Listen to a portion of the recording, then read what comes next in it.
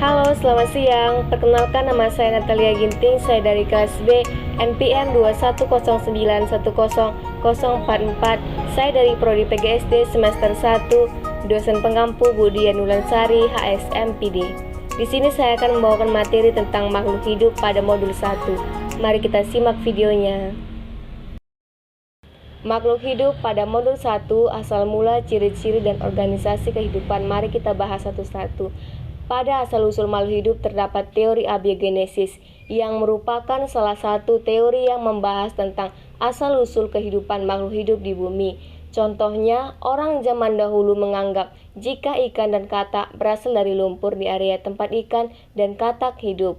Penganut teori abiogenesis adalah Aristoteles serta Anthony van Leeuwenhoek.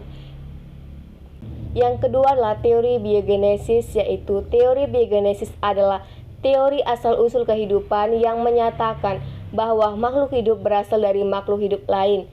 Adapun para ilmuwan yang mengemukakan teori ini Francisco Redi, Lazzaro Spallanzani, dan Louis Pasteur. Redi membuat percobaan dengan memasukkan daging ke dalam dua buah toples, satu toples tanpa penutup atau terbuka, dan kedua toples dengan penutup. Setelah beberapa hari diamati, muncul larva di daging dalam toples yang terbuka. Sementara daging di toples tertutup bersih, Redi pun berkesimpulan bahwa belatung tersebut berasal dari lalat-lalat yang masuk ke dalam toples dan bertelur di sana, menurut pengamatan Redi.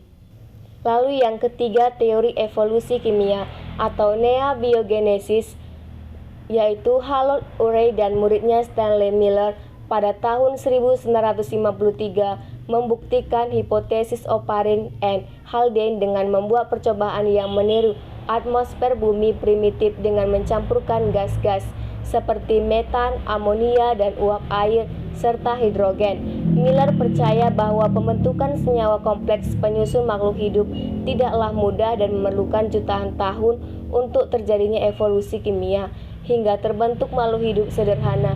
Jadi, terbentuknya makhluk hidup tidak semudah yang dianut abiogenesis atau generatio spontane. Teori ini bertentangan dengan teori abiogenesis dan mengemukakan bahwa benih kehidupan sudah ada dan tersebar di seluruh jagat raya. Lalu teori selanjutnya, teori keempat, yaitu teori penciptaan. Beberapa ilmuwan memilih kembali pada teori penciptaan yang bersumber dari ajaran agama dan kitab-kitab yang dianutnya. Kebanyakan agama, khususnya agama Samawi, percaya bahwa alam semesta bersama isinya diciptakan oleh Tuhan. Memang teori ciptaan ini sukar dibuktikan dengan akal manusia karena datangnya bukan dari hasil percobaan, melainkan hasil telaah ilmu agama dan keyakinan.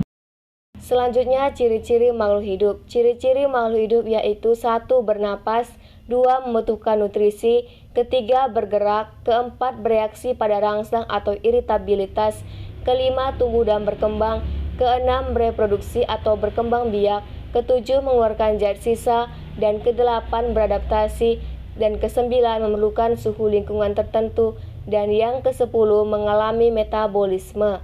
Selanjutnya, organisasi kehidupan. Bahwa makhluk hidup dibentuk oleh sel, yaitu ada yang dibangun oleh satu sel atau uniseluler, misalnya bakteri, atau dapat berupa kumpulan sel atau multiseluler, misalnya manusia, hewan, dan tumbuhan. Dalam sel berlangsung semua kegiatan kehidupan, seperti respirasi, ekskresi, transportasi, dan sintesis. Pendek kata bahwa sel merupakan unit terkecil yang menyusun tubuh makhluk hidup dan merupakan tempat terselenggaranya fungsi kehidupan. Sekianlah materi yang saya sampaikan. Saya ucapkan terima kasih.